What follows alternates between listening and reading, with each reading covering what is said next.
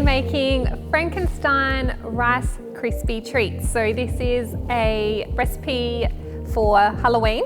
Really great way to sneak in the greens for the kids as well.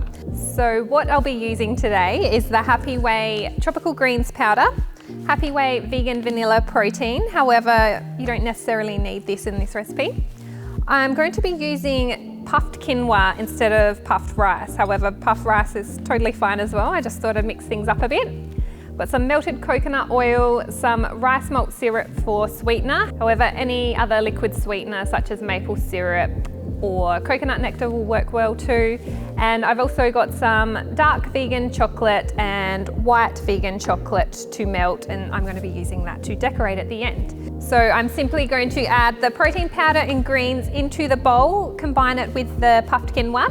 Then I'm going to add the rice malt syrup and the melted coconut oil and just coat that until everything's nice and combined. Then in a lined baking tray, I'm simply going to press the mixture into that, set that aside in the freezer for about half an hour until it's set. Slice it all up into desired size square portions. So using the melted dark and white chocolate, I'm simply gonna just draw little Frankenstein faces on the Krispies and then they'll be ready to serve.